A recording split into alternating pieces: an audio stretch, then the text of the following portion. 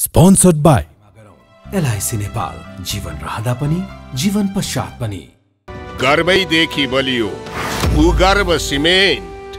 मेरो देश मेरो जगदम्बा सिमेन्ट। गुणस्तरीय प्लम्बिङको भरपर्दो नाम मार्बल। म पनि आजै नेपाल टेलिकमको एन्टी फाइबर सेवा लिन्छु। नेपाल टेलिकम, राष्ट्रको सञ्चार। रेड ब्लू इनर्जी ड्रिंक सर्वत्र बजारमा उपलब्ध छ।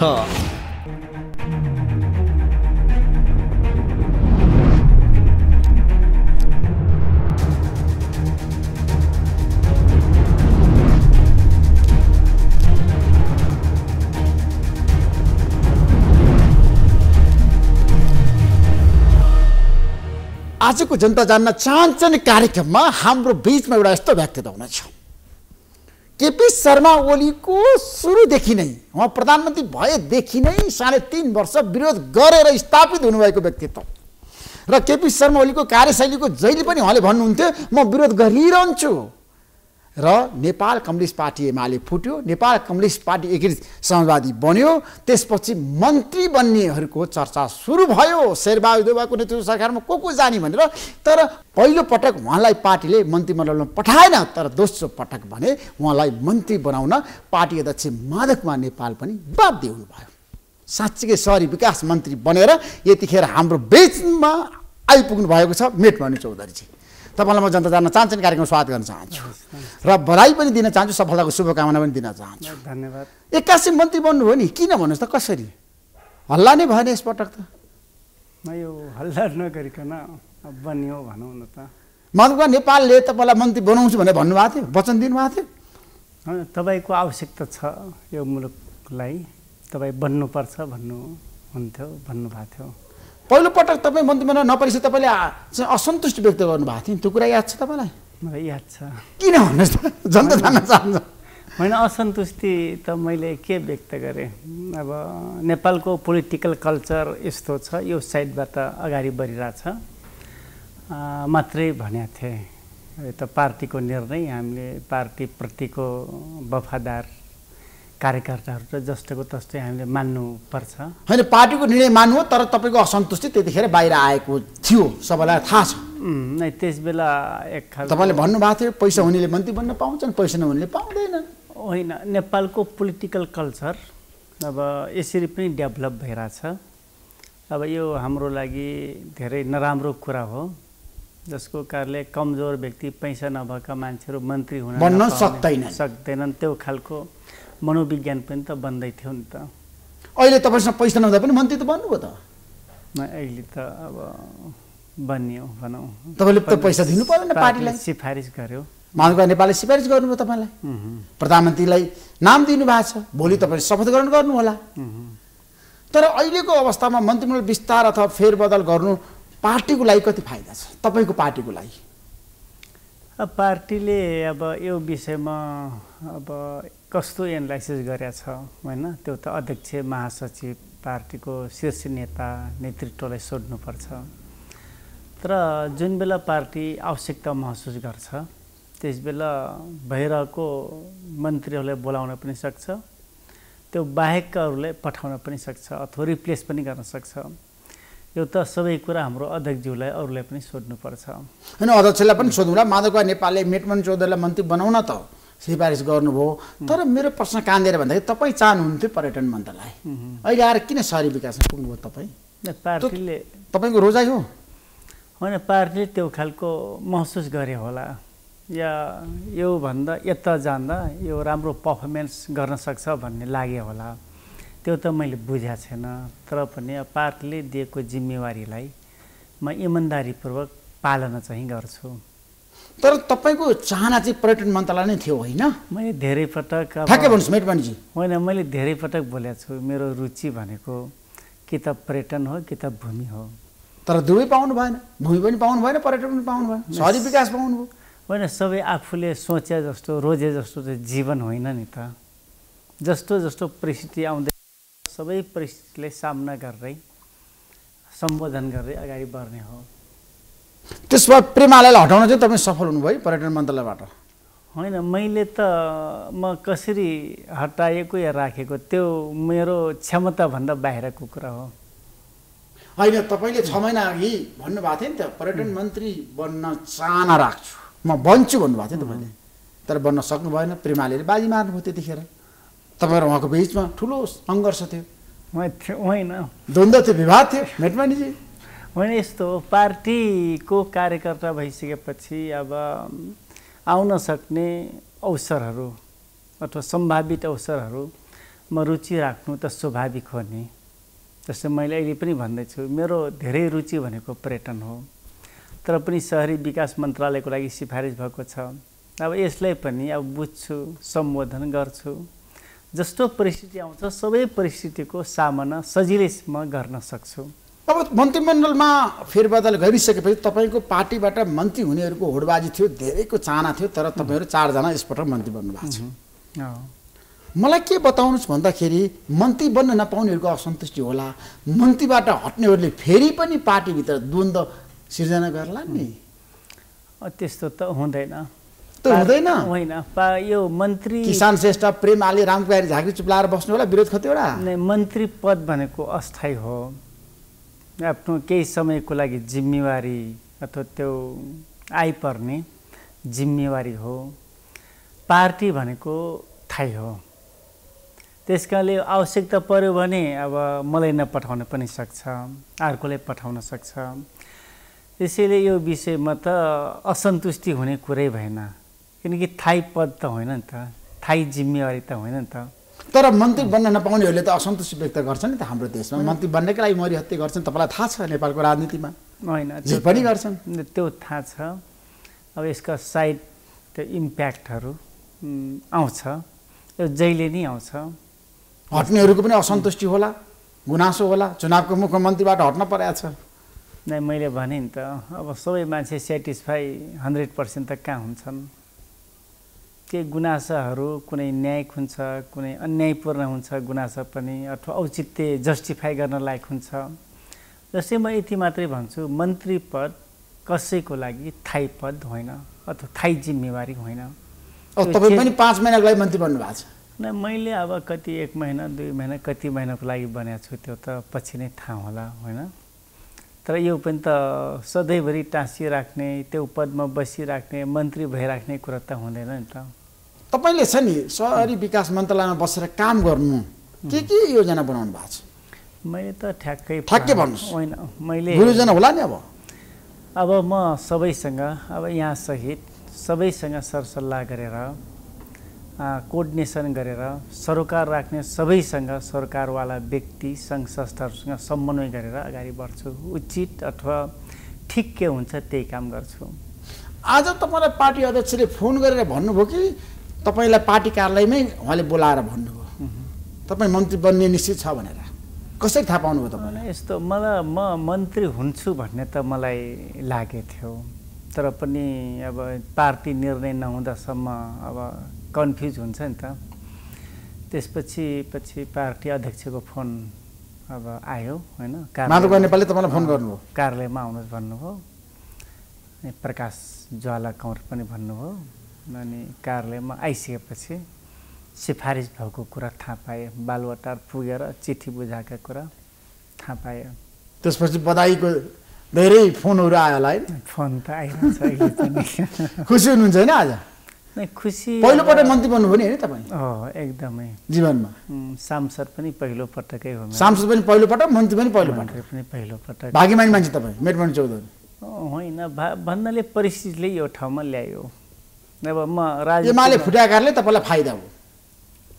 फाइदा बेफाइदा भन्दा पनि एमालेमै हुँदा पनि त अलि लो प्रोफाइल भएका साथीभाइहरू पनि त मन्त्री बन्नुभयो नि। तर तपाईँ त माधव नेपालसँग साथ रहेको कारणले मन्त्री बन्न पाउनुभयो त? न यस्तो, अब म राजनीति नगरेको भए त पाउने थिएन नि त। अनि केपी शर्मा ओलीको तपाईँले विरोध गर्नुहुन्थ्यो नि त जहिले पनि, त्यसैले गर्दा तपाईँलाई माधव नेपालले पुरस्कार दिनुभयो। उहाँको कार्यशैली भेटिक थियो। जस्तै त्यत्रो 2 तिहाईको कम्युनिस्ट पार्टीको सरकार विघटन गर्ने कुरा, ठुला कम्युनिस्ट पार्टीलाई पिस टुक्रा टुक्रा बनाउने कुरा, त्यसपछि नेपालको कम्युनिस्ट आन्दोलन नै कोल्याप्स बनाउनतिर उन्मुख हुने कुरा एउटा भेटिक हो नि त। हामी 14 वर्ष 12 वर्षदेखि राजनीतिमा लागेका मान्छेहरू आज कम्युनिस्ट आन्दोलन छेटबिछेट हुँदा त पिर लाग्छ नि त।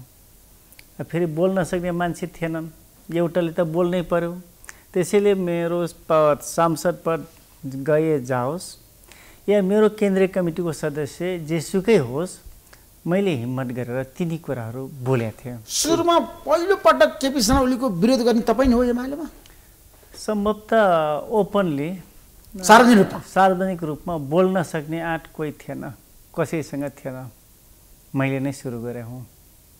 कम्तीमा आज एकीकृत समाजवादी पार्टी भन्यौँ र नेकपा एमाले मन नपराउनेहरू कम्तीमा एकीकृत समाजवादी पार्टीमा रहेर कम्तीमा आन्दोलनभन्दा बाहिर साथीहरू जानु त भएन नि त।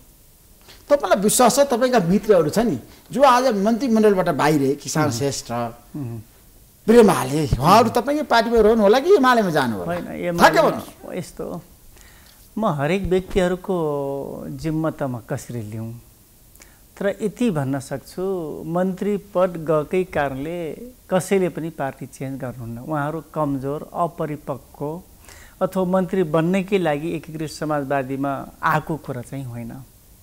त्यसैले उहाँहरू जानुहुन्न।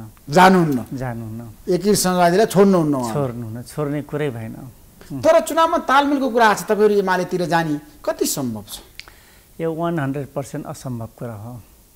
राजनीतिमा सबै चिज सम्भव त हुन्छ, सम्भावनाका ढोकाहरू त खुल्ला हुन्छ, तर जुन ठाउँमा बसेर केपी ओलीले नेपालको कम्युनिस्ट आन्दोलन, त्यसपछि संवैधानिक सर्वोच्चता, कानुनी राज्य र नेपालको प्रणाली समाप्त गर्न खोजेका थिए, त्यो ठाउँमै बसेर उनी दण्डित हुनुपर्छ।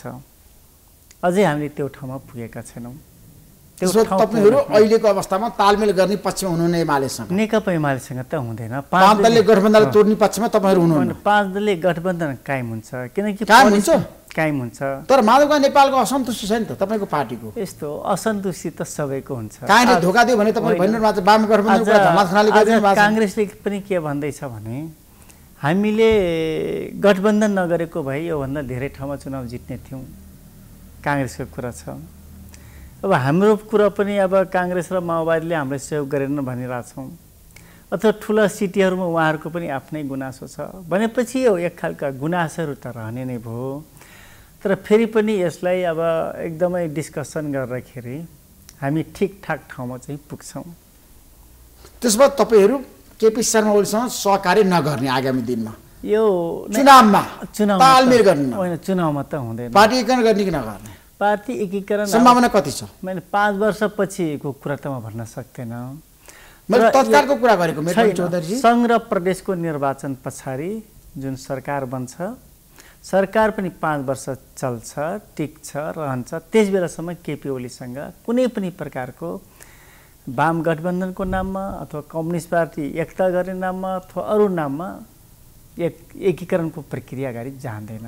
तर माधवले मसँगै भन्नुभएको छ प्राइम टाइम टेलिभिजनको 5औं वार्षिक उत्सवमा उपस्थित भएर प्रधानमन्त्रीको लागि प्रस्ताव आइरहेछ।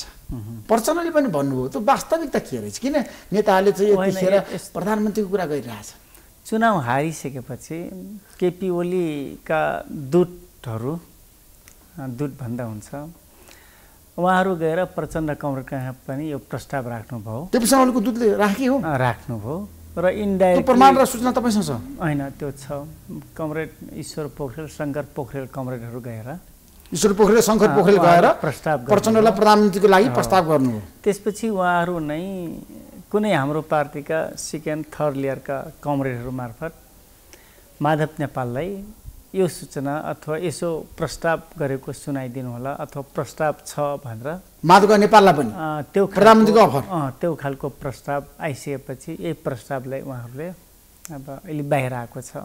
र पछिल्लो अवधिमा उहाँहरू आफै धेरै बोलिराख्नु भएको छ नि त, वाम एकता, वाम गठबन्धन, यिनी कुराहरू उहाँहरूले नै फैलाएको र्युमर हो। किनकि सङ्घ र प्रदेशको निर्वाचन त आउँछ, अब त्यो प्रदेशमा यदि एकता हुन सकेन भने धेरै कमजोर हुन्छ, रिजल्ट धेरै कमजोर आउँछ।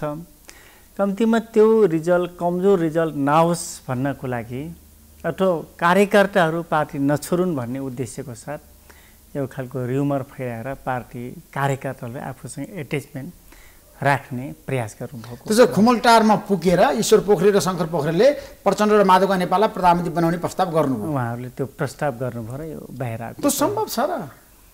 नै सम्भव त अब सम्भव छैन, म भनिसकेको छु नि। अहिले त शेरबहादुर देउवाको नेतृत्व सरकारमा तपाईहरु हुनुहुन्छ, तपाईँ त मन्त्री बन्दै हुनुहुन्छ।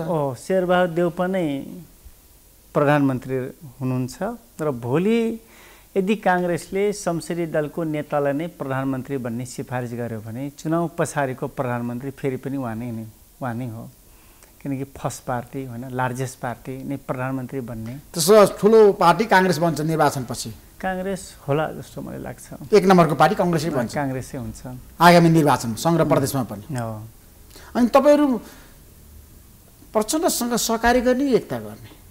अहिले हामीले त्यो सोचेका छैनौँ।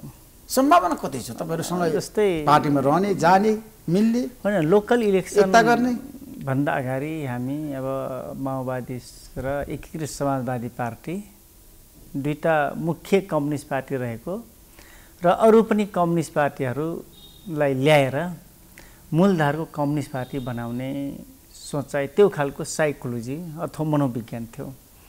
जब लोकल इलेक्सनको रिजल्ट आयो भन्नाले हामीलाई अब उहाँहरूले पनि भन्नु होला, हामीले के लागेको छ भने देशैभरि एकीकृत समाजवादी पार्टीलाई कमजोर बनाउने उद्देश्यले आफूलाई चाहिँ भोट माग्ने अथवा भोट लिने, तर समाजवादी पार्टीलाई भोट नदेऊ भन्ने एक खालको निर्देशन गरे जस्तो लाग्छ।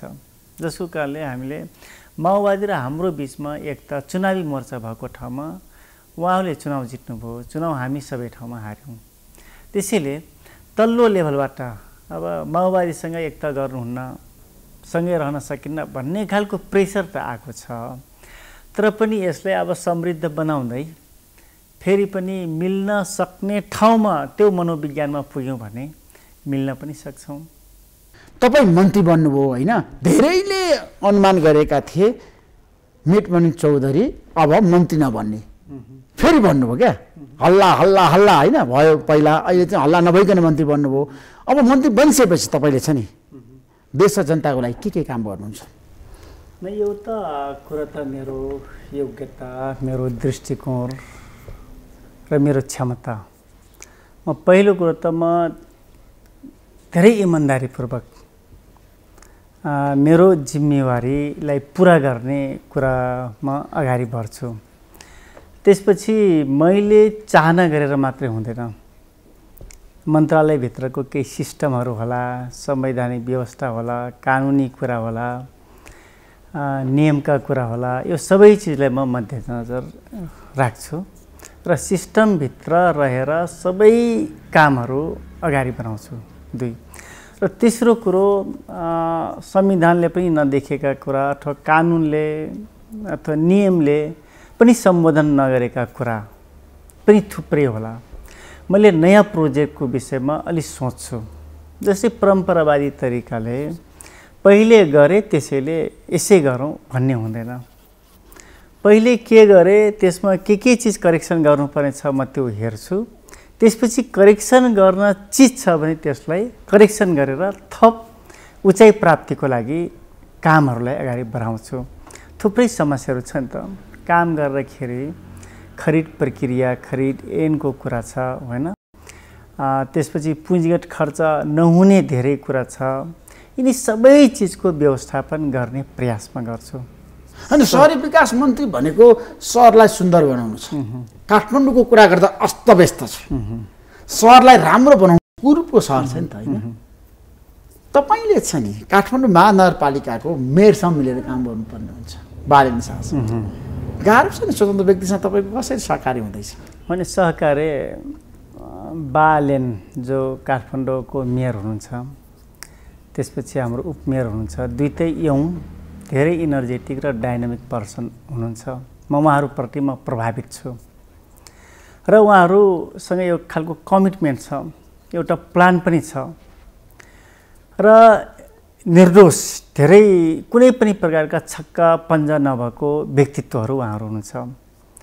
उहाँहरू मेयर र उपमेयर भएदेखि काठमाडौँको फोहोर व्यवस्थापनको लागि लागिसक्नु भएको छ र मैले शहरी विकास मन्त्री हुने बित्तिकै केवल फोहोर व्यवस्थापन गर्ने कुरा मात्र होइन। त्यसो बालनसँग तपाईँ मिलेर काम गर्ने? न यो त केवल बालन मात्र, उहाँ त मेयर साहब हो नि। त्यसपछि उहाँहरू मेयर उपमेयर मात्र होइन, थुप्रै जनप्रतिनिधिहरू पनि हुनुहुन्छ र काठमाडौँको फोहोरसँग सरोकार राख्ने धेरै सरोकारवाला सङ्घ संस्थाहरू व्यक्तित्वहरू हुन्छ। म सबैसँग ओपनली डिस्कसन गर्छु, छलफल गर्छु र त्यसलाई व्यवस्थापन गर्नको लागि ब्यारियरहरू के छ त्यसको आइडेन्टिफाई गर्ने, अनि त्यस फाइन्ड आउट गरिसकेपछि मुभ हुने। त्यसको लागि यहाँसँग पनि कोअर्डिनेसन गर्ने, यहाँ जस्तै अरू पत्रकार साथीहरूसँग पनि समन्वय गर्ने, काठमाडौँ टोटल भ्यालीसँग समन्वय गर्ने र सरोकारवाला सबैसँग समन्वय गरेर केवल काठमाडौँ मात्रै होइन नि त, सिटी धरान छ, धनकुटा छ, बिरगन छ, विराटनगर छ, पश्चिम थुप्रै सिटीहरू छ। सबै सिटीलाई कसरी एउटा त्यो फ्रेमभित्र ल्याउने र कसरी सुन्दर सफा मात्रै होइन, थप सहर जुन हामीले 10वटा सहर पनि बनाउनेछौँ, 10वटा सहरलाई अझ आधुनिक सहर कसरी निर्माण गर्ने, यो सबै ठाउँमा मेरो आफ्नो ध्यान पुग्छ। अब स्वतन्त्र मान्छेले जिते यसपटक तपाईँलाई चाहिँ झापड भयो है? धनगढीदेखि धरानसम्मको कुरा गरेको मैले, बालन साथीको हर्कराईसम्मको कुरा गरेको मैले। यसले एउटा सङ्केत दिएको छ, सन्देश दिएको छ, तिमी राजनीतिक दलका नेताहरू, तिमी राजनीतिक दलहरू यदि आफूलाई करेक्सन गर्न सक्दैनौ भने तिमीहरू लोकतन्त्र पनि जोगाउन सक्दैनौ, नेपालको सिस्टमको रक्षा पनि गर्न सक्दैनौ। त्यसैले कम्तीमा आफूलाई लोकतन्त्रलाई समृद्ध गर्ने हो भने आफूलाई करेक्सन गर, आफूलाई जुन मनोविज्ञानमा छौ आज त्यो मनोविज्ञानभन्दा अलि माथि उठ, अलि हाइट ल्याऊ र लोकतन्त्रलाई जोगाउनको लागि केवल पार्टी मात्रै नभने, त्यो नभन होइन। सिङ्गो पार्टीभन्दा बाहिर पनि एउटा ठुलै समूहहरू छ, इन्ट्रेस्ट ग्रुपहरू छ। काङ्ग्रेस, कम्युनिस्ट अथवा माओवादी, समाजवादी भन्दा बाहिर योभन्दा ठुलो सङ्ख्या छ। त्यस कारणले उहाँहरूलाई पनि सम्बोधन गर, आफ्नो घर परिवार मात्रै नहेर, आफ्नो इष्टमित्र मात्रै नहेर, छोराछोरी मात्रै नहेर, सबैलाई राज्यको, राष्ट्रको, पार्टीको मूलधारमा ल्याऊ र अगाडि बढ भन्ने सन्देश चाहिँ दिएको छ।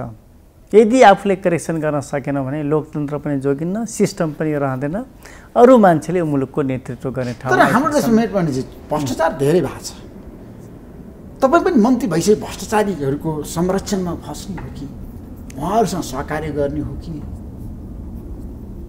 धेरैको प्रश्न छ है। म यति बुझ्नुहोस्, मेटमरी कुनै पनि प्रकारको भ्रष्टाचारसँग जोडिँदा एकदम कन्फिडेन्सको साथ म बताउन चाहन्छु। तर भ्रष्टाचारको ठुलो सञ्जाल छ, चङ्गुलमा फस्छन् मान्छेहरू। म सुरुदेखि यो कुरा गरिरहेको छु, यो कल्चरको रूपमा डेभलप भइरहेछ। तर सबै मन्त्रीहरू अथवा सबै मान्छेहरू एकै खालका छन् भन्न पनि त मिल्दैन नि त। आज हामी भ्रष्टाचारका कुरा संस्थागत भयो भन्दाखेरि भ्रष्टाचारको विरुद्धमा लाग्ने मान्छे पनि त छ नि त, समूहहरू पनि त छन् त, व्यक्तिहरू पनि त छन् नि त। त्यसैले मन्त्री भइसकेपछि अनेक खालका मान्छेहरू आउलान्, तर म भेरिफाई चाहिँ गर्छु। र मेटमरी चौधरीको नाम कारबाही गर्नुहुन्छ? मैले अब मेरो योग्यता, मेरो क्षमताले दिएसम्म मैले कारबाही गर्न मिल्ने छ भने कारबाही त म गरौँला। म त अरू थप कारबाही त के गर्न सक्छु? तर तपाईँको मन्त्रालयमा चाहिँ भ्रष्टाचारीहरूको चाहिँ प्रभाव पर्दैन? त्यो हुँदैन। तर धेरै कर्मचारीहरूको संलग्नता छ भ्रष्टाचारीहरूसँग? नै एक खालको संस्थागत रूपमा विकास त भइरहेको छ, तर अब हामीले संस्थागत रूपमा यसलाई कमजोर बनाउनुपर्छ। कमजोर बनाउन सक्नुहुन्छ तपाईँले? कमजोर बनाउनै पर्छ, नभए उपाय के छ? तपाईँले मन्त्री बनिसकेपछि एउटा राम्रो काम गरेर देखाउन सक्नुहुन्छ जनतालाई? बाबा मेटमरी चौधरी होइन, मलाई लाग्छ म निस्किँदा मेटमरी चौधरी फेरि पनि मन्त्री बन्नुपर्छ भन्ने जनताहरूको आवाज हुनसक्छ। म यति मात्रै भन्छु। त्यो आवाज तपाईँले बुलन्द गर्न सक्छु। त्यो प्रभावमा तपाईँहरू जनताको बिचमा छ नि, सन्देश दिन सक्नुहुन्छ? म गलत काम गर्दिनँ। गलत काम गर्नुहुन्न? मैले धेरै इमान्दारीपूर्वक काम गर्छु, गर्ने प्रयास गर्नेछु। यद्यपि काम गर्नको लागि म सिङ्गल एउटा मन्त्री मात्रै सबै फ्याक्टर होइन, सबै कम्पोनेन्ट होइन। मैले लिडरसिप गर्ने ठाउँमा ओइल लिडरसिप चाहिँ हुन्छ। अब तपाईँले आजको दिनमा 3 जना नेताको नाम छान्नुभयो भने माधव कुमार नेपाल, शेरबहादुर देउवा, प्रचण्ड, तपाईँलाई मनपर्ने नेता को हुनसक्छ? अथवा केपी शर्मा ओलीकै कुरा गरौँ, को हुनसक्छ? सबैभन्दा मनपर्ने नेता त मेरै अध्यक्ष हो नि त। किन मनपर्छ तपाईँलाई माधव कुमार नेपाल? नै माधव कुमार नेपाललाई अहिले पनि तपाईँले हेर्नुहोस्, कुनै पनि बेठिक कामसँग उहाँको नाम आउँदैन। गलत काम माधव नेपालले गर्यो। माधव कुमार नेपालले कहिले गलत काम गर्नुहुन्न? होइन, गलत काम गर्नुहुन्छ गर्नुहुन्न मलाई थाहा छैन, तर माधव कुमार नेपाल अहिलेसम्म बेठिक काम गर्नु भएको छैन। बेठिक काम गर्नु भएको छैन? गर्नु भएको छैन। भ्रष्टाचारीहरूलाई उहाँले संरक्षण गर्नु भएको छैन? गर्नु भएको छैन। म आफै भ्रष्टाचारको विरुद्धमा सधैँभरि आवाज उठाउनुहुन्छ, नैतिकताका कुरा गर्नुहुन्छ, होइन, त्यसपछि कानुनी कुरा मात्रै गर्नुहुन्छ। त्यसैले तब न म मेरो नेता अथवा माधव कुमार नेपाललाई मेरो नेता मानिरहेको छु। तर केपी शर्मा ओलीले माधव कुमार नेपालको तुलना गर्नु पर्यो भने को ठिक को बेठिक? नैतिकताको हिसाबले, त्यसपछि अनि राष्ट्रलाई र कम्युनिस्ट आन्दोलनलाई बिचमा राखेर सोच्ने हो भने माधव नेपालको अगाडि केपी ओली धेरै कमजोर मान्छे हो। माधव नेपाल उत्कृष्ट व्यक्ति हो। त्यसो भए अब आगामी दिनमा तपाईँहरूले छ नि केपी शर्मा ओलीसँग जसरी मिलेर जानुपर्छ भन्ने दबाब आयो भने पार्टीभित्र के गर्नुहुन्छ? पार्टीभित्र दबाब आउँदैन? केपी ओलीसँग कुनै पनि हालतमा नमिला भन्ने दबाब आउँछ। अब एमालेसँग मिल्नु हुँदैन, त्यो खालको प्रेसर आउँछ। तर तपाईँको पार्टीका कतिपय नेताहरू एमालेमा जाने हल्ला सुरु भइसक्यो। नै, त्यो त हल्ला त अनेक हुन्छ नि त। त्यो त एमाले छोडेर यता आउने मान्छेहरूको पनि त लर्को लाग्ला नि त। अब केपी शर्मा ओली तपाईँले चिनेको नेता क्या, कस्तो व्यक्ति हो त नेपाली राजनीतिमा? केपी ओली झुट बोल्दा पनि कति पनि नातिकन नहाँसिकन झुट बोल्न सक्ने एउटा वीर मान्छे चाहिँ म मान्छु। केपी शर्मा ओली वीर मान्छे नेपाली राजनीतिमा? झुट बोल्नमा, खुराफाटी गर्नेमा, बदमासी गर्नमा बहादुर मान्छे हो। राम्रो काम गर्ने मान्छे होइन केपी शर्मा? यस्तो छ, तपाईँलाई अब यो मसँग आज इन्टरभ्यू लिँदै हुनुहुन्छ त तपाईँले पछि थाहा पाउनुहुन्छ जसरी रसियाको कम्युनिस्ट आन्दोलनलाई ढाल्दा समाप्त गर्ने, कोल्याप्स गर्ने कुरामा गोर्बाचोभको भूमिका थियो। उनी पनि कम्युनिस्ट पार्टीको महासचिव थिए। महासचिव हुनुभन्दा अगाडि राम्रा नेता थिए। आज तपाईँ हेर्नुहोस्, केपी ओली पनि पार्टीको नेतै हो, त्याग तपस्या एमालेको अध्यक्ष हो। तर पार्टीको अध्यक्ष पनि बन्नुभयो। एमालेको अध्यक्ष भइसकेपछि कम्युनिस्ट पार्टी बिग्रिन सुरु गर्यो नि त। नेकपाको अध्यक्ष भइसकेपछि उहाँ बिग्रिन सुरु गर्यो। आज हेर्नुहोस्, आखिरमा केपी ओलीले फाइनली अन्तिममा साथ दिने घनश्याम भुसाल पनि त हो नि। तर घनश्याम भुसालमाथि आज कारबाही गरिएको छ भनेपछि अनि केपी ओली राजा हुन्। कम्युनिस्ट पार्टी अथवा जुन जनताको बहुदलीय जनवाद मान्ने राजनीतिक दलको नेता उहाँ हो, अध्यक्ष हो। जनताको बहुदलीय जनवादको पहिलो विशेषता होइन, कानुनी राज्यका कुरा छ, ओपन समाजका कुरा छ, प्रतिस्पर्धाका कुरा छ, आवधिक निर्वाचनका कुरा छ। अनि सबै हुँदा उनको आलोचना गर्न पाइँदैन। उनी चाहिँ गल्ती गरिराख्ने, पार्टीभित्रका त्यही लेभलका मान्छेले महाधिवेशनमा जाने, भाग लिने, अनि महाधिवेशनलाई सौरा काण्ड भन्ने सौरा ठीक हो के त्यहाँ घनश्याम भुसालको के त्यहाँ महाधिवेशन भयो त? केपी ओलीले आफ्नो खल्तीबाट निकाले, नाम वाचन गर्यो, यही होइन? नाम वाचन मात्र होइन, शपथ ग्रहण गर्ने बेला जो शपथ ग्रहण गराइएको थियो उहाँलाई पनि नमानिकन नटेरिकन घमण्डले सरासर आफै शपथ ग्रहण लिनुभयो। आफूलाई मन परेको मान्छेले केन्द्रीय कमिटीमा राख्नुभयो, मन नपरेका मान्छेलाई आउट गर्नुभयो। के त्यो महाधिवेशन भनेको के हो? नेता चुन्ने, नेतृत्व चुन्ने, नेता नेतृत्व चुन्ने, प्रतिस्पर्धा भनेपछि त्यो प्रतिनिधिहरूले आफ्ना नेता चुन्ने कुरा त महाधिवेशनको के विशेषता होला नि? त्यत्रो महाधिवेशन भइरहेको छ, आफ्नो खल्तीबाट निकालेर केन्द्रीय कमिटीको सदस्य तिमीहरू हौ भनेर पाइन्छ त? तर केपी शर्मा ओलीलाई जसरी आज तपाईँले नजरअन्दाज गरिरहनु भएको छ नि, उहाँ त देशको सबभन्दा शक्तिशाली नेता होइन भने? तपाईँ हेर्दै जानुहोस्, अब सबैभन्दा कमजोर मान्छे हुन्छन्, सङ्घ र प्रदेशको निर्वाचन हुन दिनुहोस्, दण्डित हुने ठाउँमा पुग्नु भएको छैन, पुग्न दिनुहोस्, कति कमजोर हुन्छन्। आज वाम गठबन्धनका कुरा त्यसै आएको होइन नि त। धेरै कमजोर हुने छाँटकाँट एकीकृत समाजवादी पार्टी लगायतका सबै कम्युनिस्ट पार्टीसँग मिल भने प्रेसर परेपछि वाम गठबन्धनका कुरा, वाम तालमेलका कुरा आएको छ, एउटा सङ्केत गरिसकेको छ। अब एमाले पार्टी धेरै कमजोर हुन्छ भन्ने कुरा, त्यसरी शक्तिशाली होइन। यिनकै आफ्नै बानीले, आफ्नै व्यवहारले, आफ्नै कामले सबैभन्दा कमजोर राजनीतिक दलको नेता हुनेछन्। अनि घनश्याम भुसालले अब एमाले छोड्नु होला कि त्यही पार्टीमा बसेर सङ्घर्ष गर्नु? मलाई लाग्छ घनश्याम भुसाललाई अब एमाले छोड्नको लागि प्रेसर पर्छ। घनश्याम भुसालसँग जोडिएका मान्छेहरू धेरै मसँग हिजो टेलिफोनमा, आजसम्म टेलिफोनमा कुरा भइरहेछ। त्यसो तपाईँको पार्टीमा आफैले चाहिँ छोड्नुहुन्न, तर घनश्यामलाई छोड्नको लागि प्रेसर चाहिँ सुरु भइसकेको छ। अनुशासनको कारवाही गर्ने भनेर नेताले भनिसके त घनश्याम भुसाललाई। अनुशासनको कारवाही त सबैभन्दा पहिले त केपी ओलीले पो गर्नुपर्छ, किन घनश्यामले गर्ने? घनश्यामले त जे कुरा हो त्यो कुरा बताउनु। पार्टी अध्यक्षको आलोचना गर्न मिल्दैन भन्ने छ नि त कम्युनिस्ट पार्टीमा त। त्यो त हुँदैन त्यस्तो, कि त बहुदलीय आलोचना गर्न मिल्दैन नि त, पार्टीभित्र छलफलको विषय हुन सक्छ। अनि छलफलको विषयमा केपी ओलीलाई कुनै अर्थ रहन्छ त? पार्टीको आन्तरिक मिटिङमा छलफल गर्ने कुरा केपी ओलीसँग कुनै अर्थै राख्दैन। उनी त पुरै राजा महाराजा जस्तै हुन् क्या। आफूलाई मन लागेका कुरा अरूले भनिदिनु पर्ने के पार्टीभित्र अथवा दुनियाँमा, समाजमा सबै उनीले भनेकै कुरा मात्रै सत्य हुन्छ त? त्यसै असत्य पनि हुन्छ, मत भिन्नता हुन्छ, मत डिस्कसन हुन्छ, अनेक मत हुन्छ नि त। मदन भण्डारीले त सयौँ फुल फुल्न देऊ धेरै पटक भन्नुभएको थियो। माउसेतुङले पनि यो कुरा भनेको भने हुनुहुन्छ। भन्नाले कम्युनिस्ट पार्टी भन्ने बित्तिकै निरङ्कुश शासक होइन। घनश्याम भुसाल तपाईँको पार्टीमा प्रवेश गर्ने आउने सम्भावना कति छ?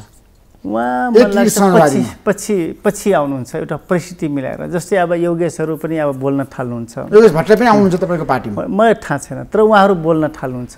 त्यसपछि अरूले पनि हाम्रो भीमरावले बोल्न सुरु गर्नु, उहाँहरू बोल्न सुरु गर्नुहुन्छ। त्यसपछि कन्फ्लिक्ट, ठुलो कन्फ्लिक्ट हुन्छ।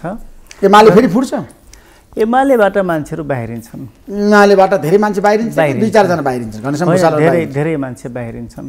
जब नेकपा एमाले भन्ने पार्टी धेरै कमजोर हुन्छ भन्ने सङ्केत पाउँछन् अथवा त्यस्तो सन्देश जान्छ, मान्छे त छोड्न थालिहाल्छन् त। जुम र उपिया त छोड्छ भने मान्छे त एउटा आफ्नो स्वार्थ पनि हेर्छ। मरेको लासलाई जुम्रा र उपियाले समेत छोड्छ भनेपछि त्यहाँ त खान पाइरहेका मान्छे पनि त धेरै छन्। जब खान नपाउने कुराको ग्यारेन्टी भयो भने त मान्छे त छोड्छ नि त। त्यसो भए जाँदा एउटा कुरो मलाई बताउनुहोस्, माधवकुमार नेपाल अब फेरि हाम्रो देशमा प्रधानमन्त्री बन्न सक्नुहुन्छ? राजनीतिमा केही पनि भन्न सकिँदैन, तर सम्भावनामा देख्छु है। सम्भावना देख्नुहुन्छ तपाईँ? सम्भावना देख्छु। माधवकुमार नेपाल प्रधानमन्त्री बन्ने? एकदमै। कसरी? अब तपाईँले यो चुनावपछि त म सबै भन्दैन, यो सङ्घको निर्वाचन पछाडि अब कुनै न कुनै प्रकारको समीकरणमा फेरबदल हुनसक्छ, अथवा शेरबहादुर नभइकन ल माधव नेपाललाई बनाऊ भन्ने तर्क पनि त आउन सक्छ नि त। अब जस्तै आज हाम्रो सम्माननीय प्रधानमन्त्री हुनुहुन्छ, जम्मा 23 सिट मात्रै चुनाव जित्नुभयो। मान्छेले फेरि पनि शेरबहादुर देउपा यही पालामा प्रधानमन्त्री होला भनेर कसैले कल्पना गरेका थियो, तर आखिरमा त हुने रहेछ। त्यसैले राजनीतिमा म्याच जस्तै सबै चिज ठक हुँदैन, परिस्थिति कस्तो आउँछ त्यो भन्न सकिँदैन। यदि परिस्थिति अनुकूल बन्यो भने माधव नेपाल प्रधानमन्त्री हुन सक्नुहुन्छ। थ्याङ्क यू सो मच मेघमान चौधरीजी, महत्त्वपूर्ण समय दिनुभयो, तपाईँलाई म धेरै धन्यवाद दिन चाहन्छु। नमस्कार।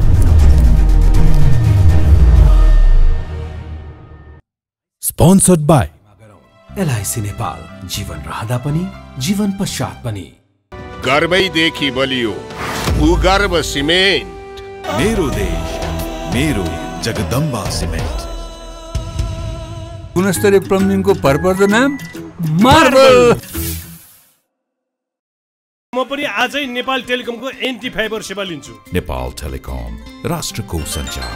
रेड ब्लू इनर्जी ड्रिङ्क सर्वत्र बजारमा उपलब्ध छ।